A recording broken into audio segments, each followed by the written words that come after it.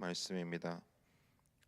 욥기 29장 1절에서 25절까지의 말씀입니다.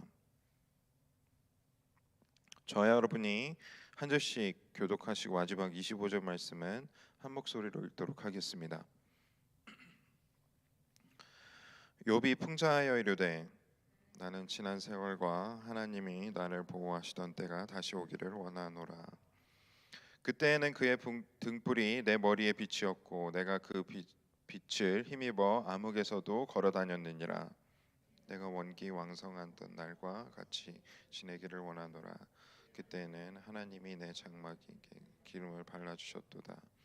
그때에는 전능자가 아직도 나와 함께 계셨으며 나의 젊은이들이 나를 둘러 있었으며 저주로는 내 발자취를 씻으며 바위가 나를 위하여 기름 시내를 쏟아냈으며 그때에는 내가 나가서 성문에 이르기도 하며 내 자리를 거리에 마련하기도 하였느니라. 나를 보고 젊은이들이 숨으며 노인들은 일어나 서며 유지들은 말을 삼가고 손으로 입을 가리며 지도자들은 말소리를 낮췄으니 그들의 혀가 이천장에 붙었느니라. 귀가 들은즉 나를 축복하고 눈이 본즉 나를 증언하였나니 이는 부르짖는 빈민과 도와줄 자가 없는 고아를 내가 건졌음이라. 망하게 된 자도 나를 위하여 복을 빌었으며 과부의 마음이 나로 말미암아 기뻐 노래하였느니라. 내가 의를 나의 정의는 옷겉과 모자 같았느니라. 나는 맹인의 눈도 되고 다리 저는 사람의 발도 되고 빈궁한 자의 아버지도 되며 내가 모르는 사람의 송사를 돌보아 주었으며 불의한 자의 턱뼈를 부수고 노획한 물건을 그 이새에서 빼내었느니라. 내가 스스로 말하기를 나는 내 보금자리에서 숨을 거두며 나의 날은 모래알같이 많으니라 하였느니라. 내 뿌리는 물로 뻗어나가고 이슬이 내 가지에서 밤을 지내고 갈 것이며 내 영광은 내게 새로워지고 내 손에서 내 화살이 끊이지 않았노라. 무리는 내 말을 듣고 희망을 걸었으며 내가 가르칠 때에 잠잠하였노라. 내가 말한 후에 그들이 말을 거듭하지 못하였나니 나의 말이 그들에게 스며들었음이라. 그들은 비를 기다리듯 나를 기다렸으며 봄비를 맞이하듯 입을 벌렸느니라. 그들이 의지 없을 때에 내가 미소하면 그들이 나의 얼굴 빛을 무색하게 아니하였느니라. 함께 있습니다. 내가 그들의 길을 택하여 주고 으뜸되는 자리에 앉았나니 왕이 군대 중에 있는 것과도 같았고 애곡하는 자를 위로하는 사람과도 같았느니라. 계속해서 욥기 말씀을 보고 있습니다. 오늘은 제가 한 가지 여러분들에게 질문을 하고 말씀을 이어나가기를 원합니다. 무슨 질문이냐면 여러분들의 전성기는 언제입니까? 여러분들이 생각하셨을 때 여러분들의 인생에서 가장 빛나는 때가 언제입니까? 오늘 말씀에서 욥은 과거에 자기가 누렸던 것들을 그리워하는 것 같은 그런 고백을 하고 있습니다. 어떻게 처음에 시작을 하냐면 나는 지난 세월과 하나님이 나를 보호하시던 때가 다시 오기를 원하노라 라고 이야기를 합니다. 그리고 자신이 어떤 것들을 누렸었고 또 어떤 사람이었는지, 얼마나 대단한 사람이었고 얼마나 다른 사람에게 영향을 많이 끼치던 사람이었는지, 자기가 어떤 선한 일들을 하면서 살았었는지, 그리고 하나님께서 어떤 복들을 욥에게 주셨었는지를 이야기를 하면서 그때가 한마디로 좋았더라, 그때가 좋았더라라고 이야기를 하고 있습니다. 그리고 그때를 그리워하면서 그때가 다시 오기를 바라고 있는데 한 가지 전제 조건이 있는데 그것이 뭐냐면 지금 현재는 마치 하나님께서 자신과 함께하고 있지 않다라고 이야기를 하고 있는 것 같습니다. 2절 말씀에서도 하나님이 나를 보호하시던 때가 다시 오기를 원한다라고 이야기를 하고 있고 5절 말씀에도 그때에는 전능자가 아직도 나와 함께 계셨으며라고 이야기를 하고 있습니다. 지금은 마치 하나님께서 자신을 버린 것과 같은 그런 기분이 들고 그리고 하나님께서 자신과 같이 함께하고 계시지 않다라는 것에 대한 어떤 확신을 갖고 이야기를 하는 것처럼 보이죠. 그리고 8절부터 보면 얼마나 자신이 대단한 사람이었는지를 이야기를 하고 있습니다. 나를 보고 젊은이들이 숨으며 노인들은 일어나 서며 유지들은 말을 삼가고 손으로 입을 가리며 지도자들은 말소리를 낮추었으니 그들의 혀가 입천장에 붙었느니라. 자신이 얼마나 존경받던 인물이었는지를 이야기를 하고 있죠. 그가 부만 누린 것이 아니라 부유했던 것만이 아니라 다른 사람에게 존경받을 만한 그런 흠잡을 데 없는 그런 사람이었음을 자신 스스로가 고백을 하고 있는 것입니다. 그리고 11절 말씀부터 보면 자신이 얼마나 선한 일들을 많이 하면서 살았는지도 이야기를 하고 있는데요. 12절 말씀부터 보면 이는 부르짖는 빈민과 도와줄 자 없는 고아를 내가 건졌습니다. 망하게 된 자도 나를 위하여 복을 빌었으며 과부의 마음이 나로 말미암아 기뻐 노래하였느니라. 내가 의를 옷으로 삼아 입었으며 나의 정의는 겉옷과 모자 같았느니라. 나는 맹인의 눈도 되고 다리 저는 사람의 발도 되고 빈궁한 자의 아버지도 되며 내가 모르는 사람의 송사를 돌보아 주었다. 또 불의한 자의 턱뼈를 부수고 노획한 물건을 그 이새에서 빼내었다라고 이야기를 합니다. 욥은 진짜 정말 대단한 사람이었던 것 같습니다.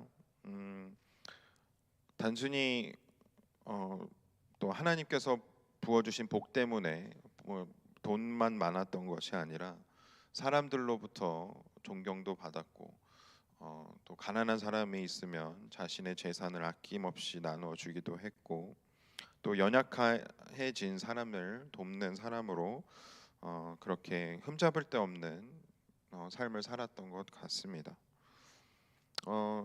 지금 와서 이 욥이 마지막 최후의 변론처럼 자신이 얼마나 이렇게 흠잡을 데 없고 또 대단한 사람이었는지를 이야기하려는 것을 보면 지금 현재 욥은 매우 하나님께 불만을 가지고 있다라는 것을 저희들이 예상해 볼 수 있죠. 왜냐하면 욥은 지금 이렇게 이야기를 하고 있는 겁니다. 내가 이렇게까지 다른 사람에게 존경받을 만한 또 흠잡을 데 없는 또 연약한 사람들을 돕고 아픈 사람들을 도와준 이렇게 선한 일도 많이 하고 이렇게 열심히 나의 삶을 충성되게 잘 살았는데 하나님 어떻게 나를 버리실 수 있습니까? 라는 의미를 지금 이 긴 고백을 통해 지금 표출을 하고 있다라는 것이죠.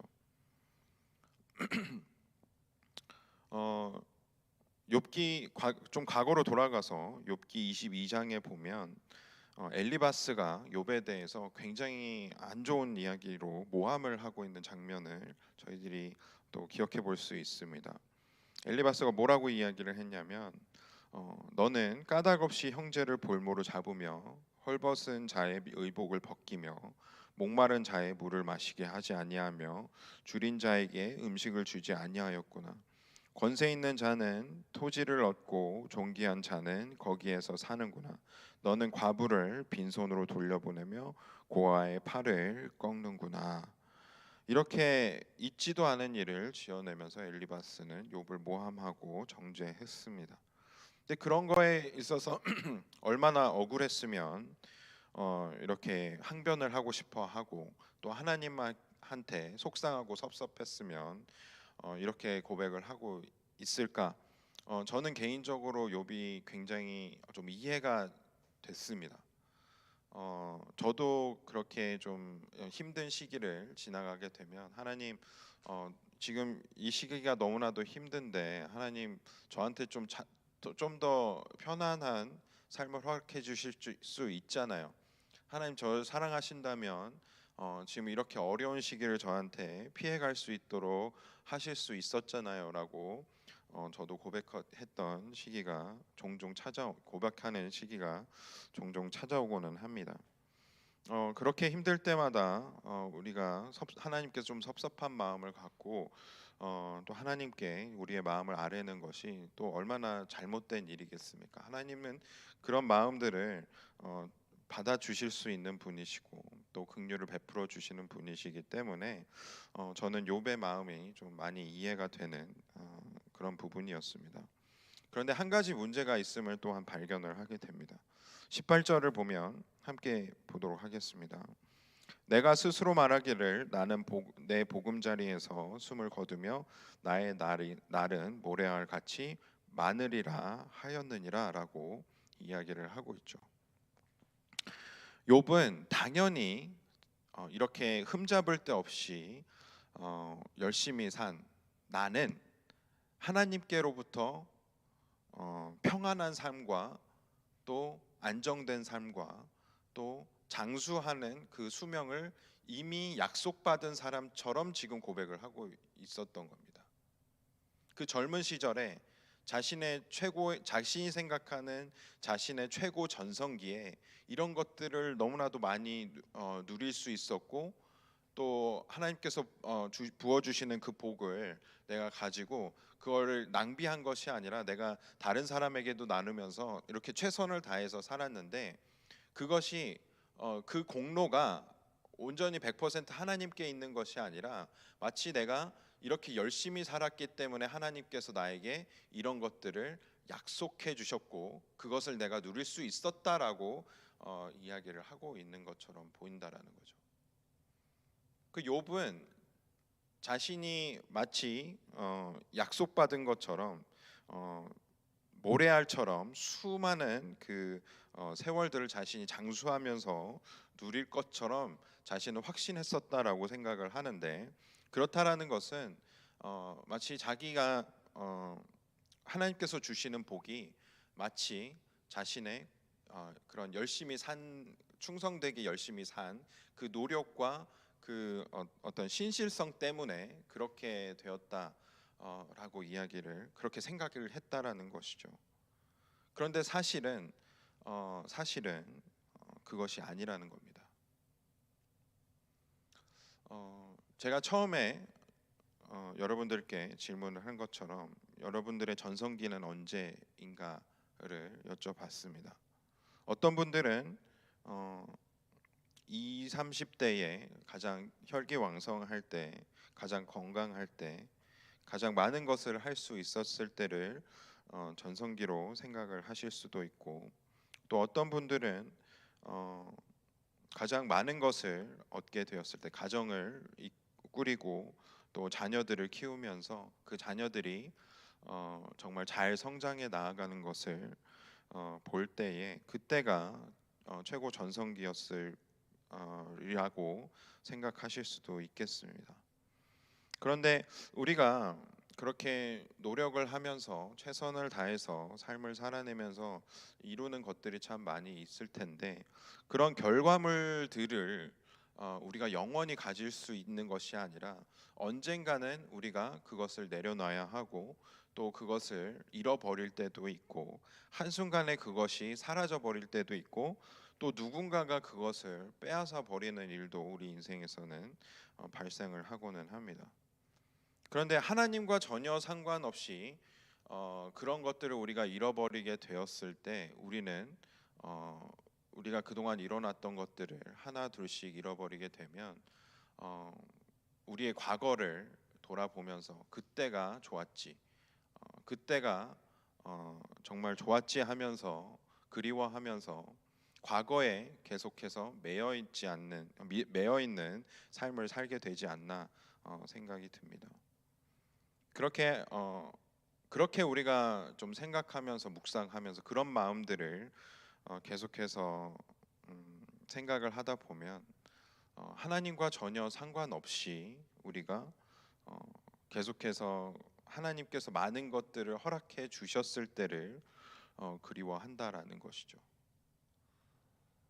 그렇다라는 것은 우리가 정말 중요하게 생각했던 것은 하나님 그분이 아니라 하나님께서 주신 그 어떤 것, 그것이 건강이 되었건, 그것이 재력이 되었건, 그것이 자녀들이 되었건, 어, 그것이 무엇이든 간에 하나님께서 주신 그 무언가가 하나님보다 더 우리가 중요하게 생각을 했다라는 것이죠. 그런 것을 제가 좀 묵상을 해봤을 때에 그렇다면 우리의 전성기는 언제인가라는 질문을 제 스스로에게 한다면 저는 저의 전성기는 아직 오지 않았다라고 믿어야 되겠다. 앞으로는 그렇게 생각을 하기로 결정을 했습니다.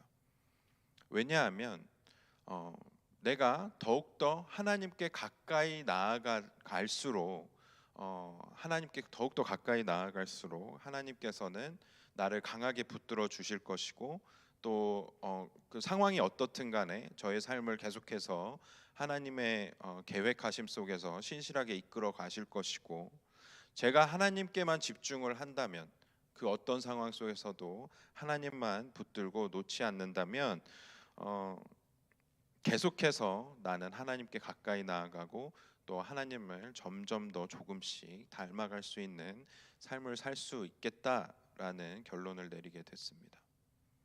그렇다면 오늘 어제보다 오늘 조금 더 하나님께 가까이 나아가고 또 오늘 오늘보다 내일 하나님께 조금 더 가까이 나아갈 수 있는 그런 삶을 저와 여러분들이 살 수 있다면 어, 결국 우리의 최고 전성기는 아직 오지 않은 것입니다.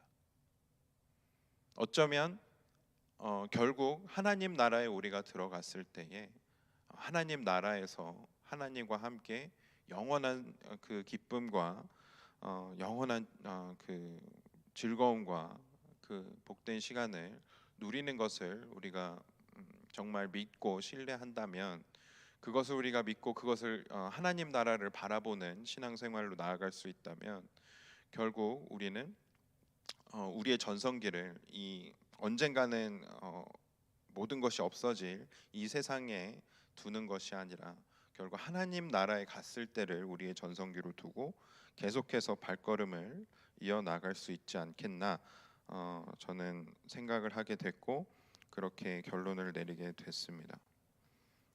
욥 또한 결국 이러한 과거에 자신을 그리워하던 그러한 생각에서 벗어나서 정말 하나님께서 원하시는 것은 무엇이었는지 또 자신이 어떤 것들을 잘못 생각해 왔는지 스스로 고백하고 결국 하나님께서 모든 것을 회복시켜 주시는 삶으로 돌아가게 됩니다. 결국 지금 현재 우리가 잃어버리게 되는 것들은 그것 또한 일시적이라는 것이죠.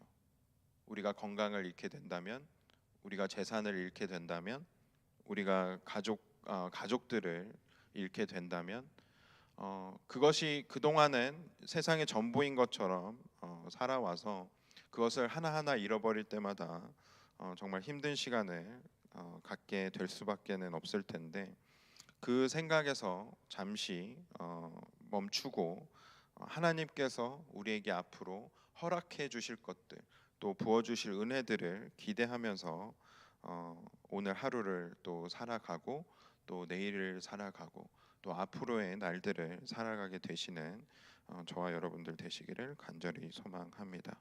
함께 기도하겠습니다.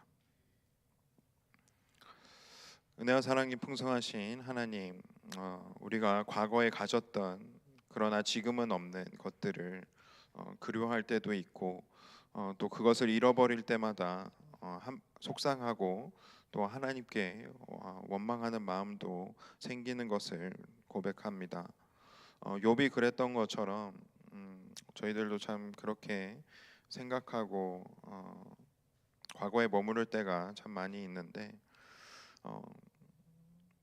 그 욥의 마음도 잘 이해가 되지만 하나님께서 그동안 저희들과 동행해 주시고 저희들에게 허락하신 것들뿐만이 아니라 또 앞으로 하나님께서 저희들에게 부어주실 은혜와 사랑, 그것들을 저희들이 보지 못하는 것, 그것을 회개하고 또 하나님께 나아갑니다.